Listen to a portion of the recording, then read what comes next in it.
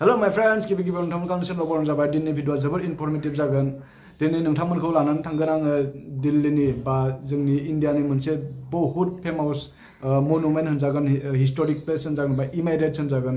बेनो जाहैबाय कुतुब मिनार। प्लिज नोंथांमोना भिडिअखौ स्किप खालामालासिनो नाय, अब्लासो बुजि मोनगोन। बेवहाय बहुत रहस्य हाबनानै दङ, जाय कुतुब मिनाराव हिन्दु आरो मुस्लिमनि। हिन्दुनि जोबथा राजा पृथ्वीराज चौहान आरो तुर्कीनि कुतुबुद्दीन आइबाक जाय एम्पेररमोन, बिसोरनि गेजेराव जोबोर गेदेर दावहा जादोंमोन 1192, जाय दिनैनिफ्राय 840 बोसोर सिगां। बे दावहायाव जोंनि हिन्दुनि जोबथा राजा पृथ्वीराज चौहाना हारिदोंमोन आरो बेनि उनावनो जोंनि हिन्दुनि जोबथा राजा बा दिल्लीनि जोबथा राजाया गावनि रायजो खोमानांदोंमोन। बेनि उनावनो मुगल सासन जायो आरो बे सासनावनो बे कुतुब मिनारखौ बानायदोंमोन होनना बुंदों, खिन्थु एक्चुअलि बे रियेलिटिया बहुत बेलेग। नोंथांमोना फारसेनिफ्राय खोन्थागोन बा मिथिगोन, सहैनानै आं दिन्थिगोन।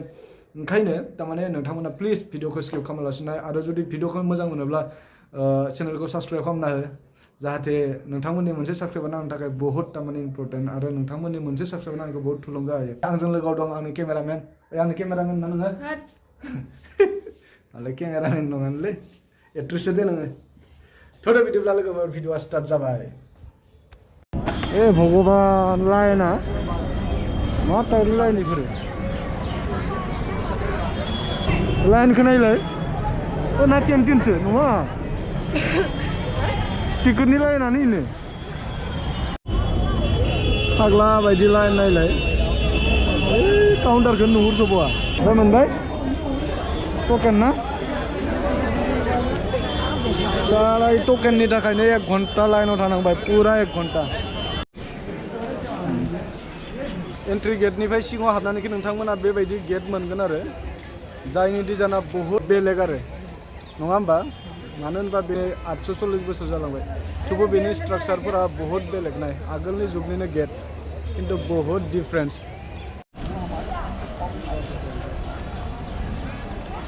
नोंथांमोननो मोनसे आं खोन्थिनो दे फार्स्टआवनो, नैफोर जा सिमेन्ट टिमेन्ट दङ ना, बेफोर जा अन्थाइ, आरो जोंनियाव जों सिमेन्ट आरो माबा होआ होमबा, बालि अन्थाइ होनानै बानायो। बेफोर थारमाने सिमेन्ट आरो अन्थाइ बालि होदो नङा, आगोलनि दिनाव बेफोरो थारमाने सुनै बे दाउदै बेफोर मिलायनासो बानायोमोन।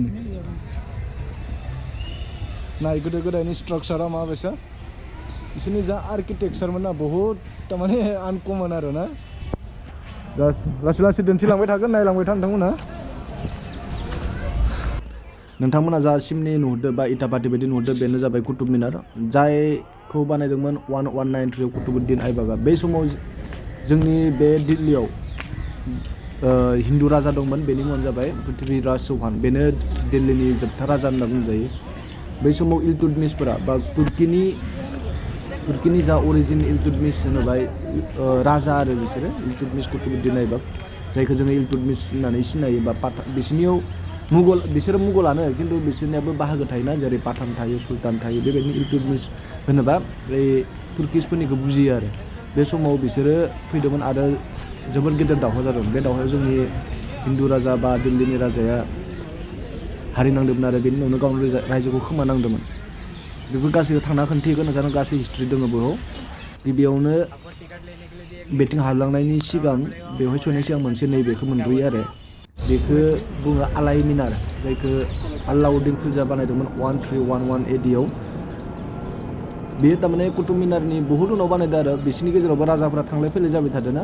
बेयाव आलाउद्दिन आरो बेलेग खिलजि, बेलेग थारमाने बेलेग राजा आरो बिसोरो। बेखौ बे समाव आरो थारमाने इल्तुतमिशफोरा गैलायला। बहुत हिस्ट्रि हाबना दोङो बेवहाय। बेखौ बिसोरो बहुत गिदिर बानायनो सानदों, बिसोरबो देरहानायनि मोनसे सिन हिसाबै बानायनो सानदोंमोन आरो, खिन्थु कमप्लिट जादियासै बिसोरनि बे खामानिया। नोंथांमोना नुनो मोननाय जेथिंबो बायख्ला बुख्ला, जेथिंबो बायख्ला बुख्ला, पुरा बायख्ला बुख्ला आरो बेफोर मानि थाखाय? गाहायै बेखौ बुंनो थांब्ला बेयो हिन्दुफोरनिसोमोन लायनो। बेयाव थारमाने जि समाव पृथ्वीराज चौहाना रायजो खुंबाय दंमोन, बेयो मोनसे मन्दिर गोजासोमोन। बेवहाय गासै 27टा मन्दिर दङमोन आरो हिन्दुफोरनि। बेनिफ्राय बै कुतुब मिनारखौबो बेनि अरिजिनेल नामा बा रियेल नामा गुगोलाव नायबा नोंथांमोना मोनगोन। बेनि रियेल नामा जाहैबाय विष्णु स्तामन होनना बुङो बेखौ।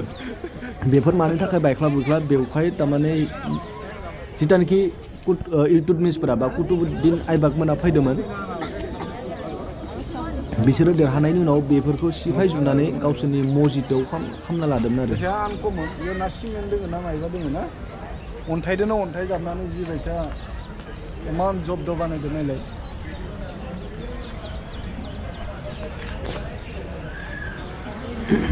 मानिनो लागा खिन्थु आगोलनि मानसिफोरखौ हो दिनै सानडे ना ओंखायनो बिराद मानसि जादों आरो स्टुडेन्टबो खायसे स्कुलफोरनि भिजिटर्सबो टुरिस्टबो बिराद होंगो दोंगोथार दिनै मानसिफोरा ओमफ्राय नोंथांमोननो आङो सिमनिनि खाथियाव थांनानै खोन्थिनि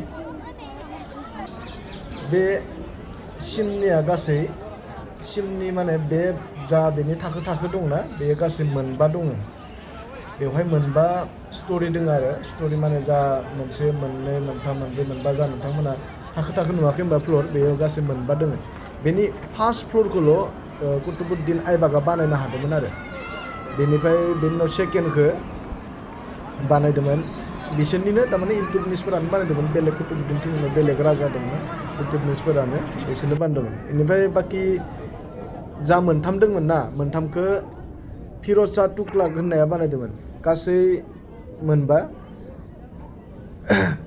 फार्स्टआवनो कुतुबुद्दिन आइबाकआ बेवहाय दखल खालामबाय बेनि उनाव आलाउद्दिन खिलजिया बानायदों माबा रायजो जालायबाय बेनि उनाव फिर'ज शाह तुगलाक बेवहाय थांलाय फैलाय बुहुत राजाफोरा थारमाने दखल खालामफैदोंमोन आरो लास्टआव इंराजफोराबो खालामदोंमोन बेखौ बानायनायनि मेन मिनिङा बेनोमोन दि कुतुबुद्दिन आइबाकआ थारमाने जितानिखि बेयाव हिन्दु राजा दंमोन बिसोरथ' हारनानै गैला जोंनि पृथ्वीराज चौहाना जितानिखि हारनानै थाङो बेनि उनाव गावसोर रायजो खुंबाय नालाय गावसोरनि देरहानायनि मोनसे खुसियाव थारमाने मोनसे सिन हिसाबै बेवहाय थारमाने हिन्दुफोरनि राजत्व गैला बेयाव मुस्लिमफोरनिसै बा मुगलफोरनिसै होननानै बेबायदि मोनसे निजिखौ खोन्थिनो थाखाय बे टावारखौ बानायदोंमोन आरो बेवहाय नोंथांमोना जा दरजा थारमाने सिङाव सिरि दङ आरो बेनिफ्राय सिरि दंबा बेनिफ्राय थारमाने एकदम सायालासे थांजायो आरो सायालासे सिरि दङ बेखौनो जा मिनार ना बे मिनारनि मुस्लिमफोरनि बायदिब्ला थारमाने बे मिनारनि टपथाराव जा थायो बेवहाय थारमाने बेनिफ्राय थारमाने सानिफ्राय माबा लायो आरो थारमाने आजान खालामो जायफोरा थारमाने खेब्रै खेबबा खानसेयावथ' बिसोर खालामखायो नङा होमबा बेबायदि खिन्थु बेखौ थाबायलांनो थाखाय बेनि हाइटआ टटेल दङ 72.5 मिटार अब्ला बेयो थारमाने सायालासे गाखोनो थाखाय बेखौ थारमाने खमसे खम 30-35 मिनिट नांगौ आरो खारन सिरियाबोथ' फिसा सिरि नालाय गिदिं गिदा बेनि थाखाय आरो बेवहाय जा सिंनि दायाना जा गुवार होनना बुङो बे राउन्डआ बेयो 15 मिटार ओमफ्राय साथानिया आरो 2.5 मिटार मोननैसो बुस्थु ओरैबायसा खोन्थिनो जायफोर हिन्दुनि होननानै एकदम नोंसोरो बुजिगोन आरो नाय बेवहाय थारमाने ओरैबायसा थारमाने मोननैसो बुस्थुफोर दङ नैफोर जा माबा थारमाने बिबारनि सिन बे बिबारनि सिनफोरा थारमाने बेखौ थारमाने बिसोरनि मुसलमानफोरा मुस्लिम माबायाव धर्म थारमाने बिराद माबा होननानै सानना लायो आरो थारमाने मोनसे अशुभ होनना सानना लायो नोंथांफोरा गोबां माबायाव नुगोन नाय बेफोरो नुदोंना बेफोराव मुर्ति दङ मानसिनि बेयाव मुर्तिफोर दङ मानसिनि खिन्थु बेफोरबायदि आरो जोंनि हिन्दु मानसिफोरासो बेफोरखौ फोथायोमोन थारमाने नुनो मोन्दों नोंथारा बेफोराव थारमाने ओमफ्राय बेफोराव मोननैसो बिबार टिबार दङ आरो बेफोरनिफ्राय थारमाने बहुद थारमाने बिदिनो क्लु दङ आरो जायफोरखौ थारमाने माबाफोरा जोंनि हिन्दुफोरा थारमाने बे हिन्दुनि बा सान्थौगिरिफोरा हिन्दुनि होननानै सानना लायो आरो बिराद मोनसे इन्टारेस्टिं फेक्ट दङ दे बेयाव नै बेफोर जा सिन ना बे घन्टानि सिन थारमाने जायखौ जों मन्दिराव बाहायो थारमाने बे घन्टाखौ खिन्थु बेबो मोनसे हिन्दुफोरनि माबा आरो सिनायथि खारन बिसोरनि थाखाय घन्टाखौ बिसोर थारमाने मोदाय दावदायनि मायबा मोनसे थारमाने अशुभ मानना लायो खिन्थु जोंनि मथेबाथ' बेयो मोनसे मोजां थारमाने मन्दिराव दामनाय बा शुभनि मोनसे सिनसो होननानै माबाया होमबा घन्टाखौ जोङो फोथायो नङा होमबा खिन्थु बिसोरो अशुभ सानो खिन्थु बेवहायदि दङ बे मोनसे मस्जिदावदि बे बुस्थुआ दङ बे बुस्थुआदि दङ मस्जिदाव खिन्थु बियो बिराद साननो गोनां बाथ्रा आरो बेफोरबो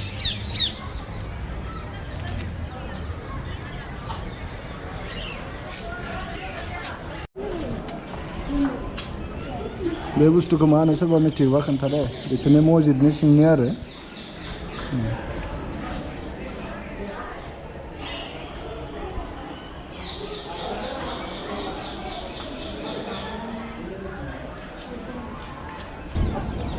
ओइ जोंनाथ' भिडिअ जोब्बायानो नों मा थारमाने मा फिडबेक होनो लुगैयो नों मा बुजिखो थारमाने नोंथ' ई सिमनिखौनो नायनो हायथारगोन न' हा थांनोसै ना मोनाबायबो सबनोसै इन्टारेस्टिं बाथ्रा मा इखिनि ग्राउन्डआ बिराद मोजां आरो नायथावना थारमाने बिराद हिट थायो ओमफ्राय फारसेथिंबो पुरा ग्राउन्डआनो मार हिटखा इन्टारेस्टिं ना मोनसे आरो बहुत किन्तु भिर भार आरो मानसिफोरा दिल्लीयाव टुरिस्टनि माबाया माबायसा टुरिस्ट इन्डास्ट्रिया बहुत तारमाने डेभेलप आरो तारमाने थ' बिदिब्ला दिनैनि भिडिअखौ बेखिनियावनो फोजोबनाय जानोसै नोंथांमोना जुदि आंनि भिडिअखौ मोजां मोनोब्ला प्लिज चेनेलखौ साबस्क्राइब खालामना हो शेयार खालामना हो कमेन्ट हर प्लिज दा बावगार अके बाय नेक्स्ट ब्लगाव लोगो मोनफिनगोन बाय